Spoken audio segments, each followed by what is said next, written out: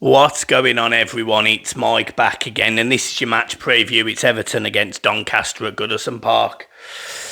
League 2 Doncaster, Premier League Everton. Let's hope we see a difference because obviously the last two games have been horrendous. John, obviously, you saw his match reaction. He was apoplectic with the reaction to the Spurs game, and we were really poor. There's no getting around that. We obviously did the debrief yesterday and just went a little bit more in detail. But, you know, me and John were very emotional about Everton at the minute because it does seem to be emotion-led. It doesn't seem to be a case of these players haven't got the quality, because they have. They have got the quality. I look at that squad and I do not believe it is as bad as a 3 and 4-0 defeats. I just don't. Which I then put down to the manager. I then put down to the players. And I put down to the fact that, you know, we've got players in the squad that just don't want to be there. And we've known that all summer, yet they're still there. I put it down to the fact that the new players who would come in and give that energy, in my opinion, they should have started from game one, but they didn't. And that it's going to have stifled the charisma, the enthusiasm to get going and to start a game of football for Everton. So, yeah, I've been disappointed by the whole situation. I think Sean Dyche has handled it poorly. And on the whole, I think the recruitment's been okay, but I just think we've needed players to leave. We've needed Mulpay to go. We've needed Calvert-Lewin to go. We've needed some understanding about Mason Holgate and Michael Keane. You know, there's players at Everton that will not be at Everton in a week's time, but yet they still are. They're still here now, and you know, I'm not sold on the situation we're in. Everton have been linked with a couple of players. Fofana from Chelsea, who was on loan at Burnley last season, who looked quite good. As to whether he's enough in terms of goals, enough in terms of quality, I don't know. You're putting a lot of trust on someone that's got very little pedigree in that sense, and that concerns me. Yeah, I'm not feeling great. I'm not feeling great. And we go into this Doncaster game, and you know, it's a game on paper Everton should win. There's no doubt about that. Everton are the Premier League team. But Everton have had 2 straight defeats, conceding 7 goals. Doncaster have won 4 in 5. When we played Doncaster 12 months ago, it was a very different Doncaster. They were bottom of the league. They hadn't started great.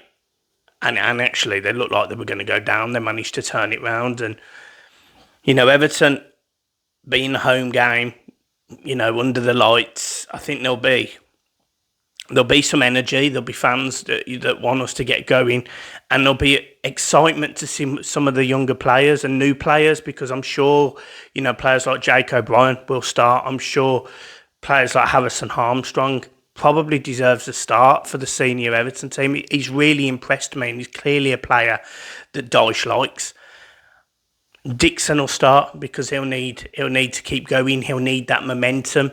I thought he did a good job against Spurs, and I don't think he deserves being dropped for Bournemouth, if I'm being honest. If Coleman or Patterson or whoever else is back, I think he should stay at the club. And hopefully we'll see Jesper Lindstrom and Lilliman and Dyche start. Hopefully we'll see a start for Beto and see him being more aggressive. Beto changed the game when he came on against Doncaster last season, and you know, this is just simply a game Everton have to win. The situation we've put ourselves in, you know, if we don't beat Doncaster, and actually I'll go as far as saying if we don't beat Bournemouth, there's going to be a lot of people saying get Sean Dyche out, and I'm not defending him. I refuse to defend him. I think he's made some absolutely monumental mistakes already this season. And that is before all of the mistakes that I've always believed he makes in terms of team selections and substitutions. I think he's far too reactive. I think he's never, in that sense, been able to change a game. You know, I've seen it where Everton have been 1-0 down, and you sit there and think, right, now, Sean, go on. bring on these attacking subs, bring on Dan Juma last season, change it up in the middle. Say if we had, James Garner, for example, who may pass the ball forward a little bit more, and he just sits there. He just sits there and lets the same 11 just do the same thing for 70 minutes until it eventually goes to being 2-0. And we saw it time and time again last season. The obvious one last season was Brighton away. We were 1-0 up until the last kick of the game. And I think we had another centre-half on the bench and he doesn't bring him on.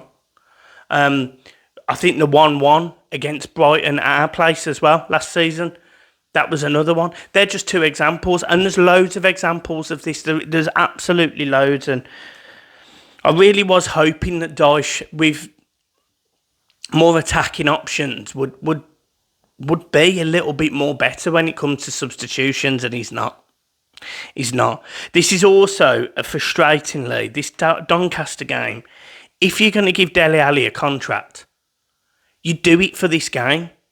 You let him bed in, you bring him in against a League Two side that Dele Alli should be able to, even with a 2-year break from competitive football, should be able to come in and have a decent game.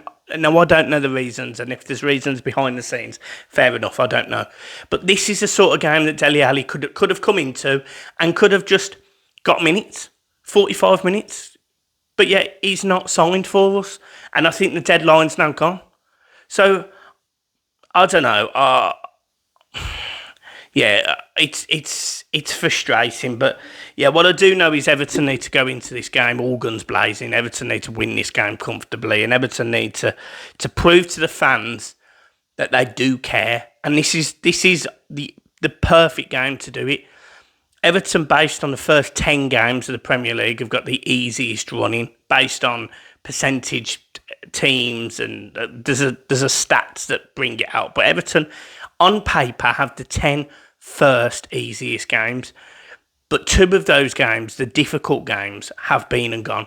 Brighton was deemed a difficult game, and obviously so is Spurs away. So now we're getting into games where Everton can go and get points. We've got Leicester, we've got Southampton coming up. Don't get me wrong, we've got a few tough games. In the fact, I think we've got Villa away as well. I think that might be their next away game. So yeah, we've got tough games. But we have got games where Everton can go and get 3 points. Bournemouth at home. So, if after 10 games we're sitting there and we've won 5 of them or 6 of them, then yeah, I'm going to forget the first 2 games of the season and Dyche can carry on and all will but almost be forgiven.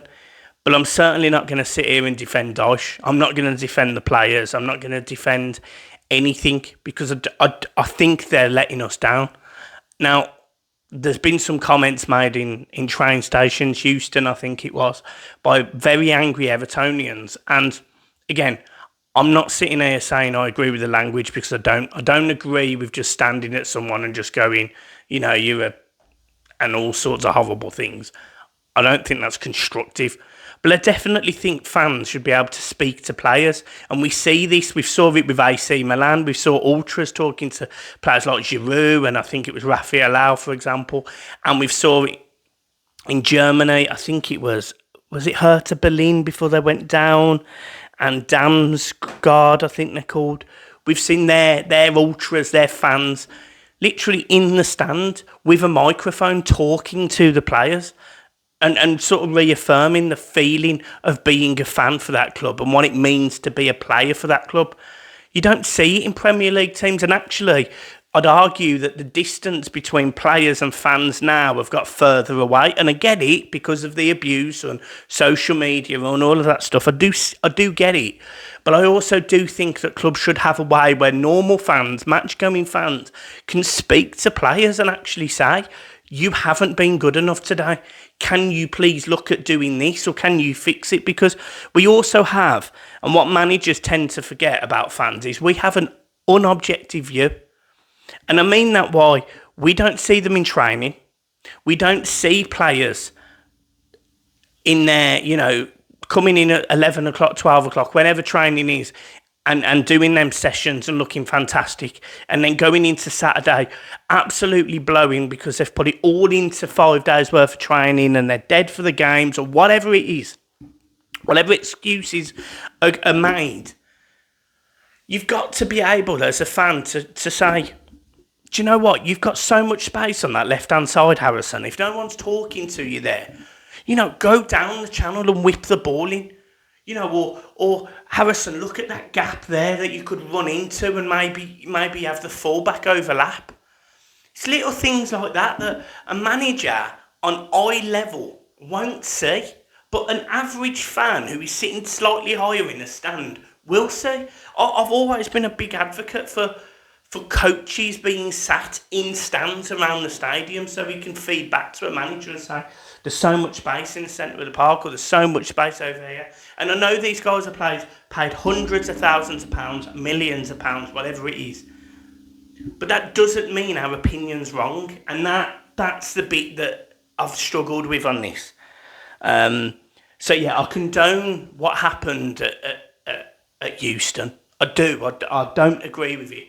But I do think there should be a mechanism where players and fans can communicate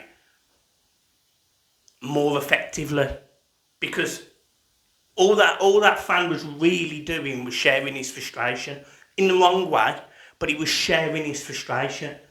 Similar to what John was on Saturday. John was absolutely fuming at the performance. I was absolutely fuming at the performance. But I very much doubt that we would ever look up to a player and go, you are all sorts. But I'm pretty sure we'd say, why didn't you do that? Or why couldn't you think about that in the game? Or is there an opportunity to do this? And I don't know what the situation may be, but there's definitely got to be a more holistic way of looking at the bigger picture, especially when you're 20th in the Premier League, have conceded 7 goals, and the manager is giving you no confidence that he's got the ability to change it. And that is all a fact. There is no, what I've said there is not unrealistic. It's not unfair. Everton are 20th. They have conceded 7 goals, and the manager has stuck to exactly the thing that we didn't want to see. And actually, we looked better, especially in pre-season, when we actually played more attacking. So, yeah, monumental concerns for me at Everton. Monumental issues. And I don't think fans are wrong for being angry. But there does need to be a way where we can voice it correctly. And that's the challenge. Doncaster. I don't know, team. I don't know, because I think he starts Virginia. I think Mikalenko probably starts. I think he probably gives...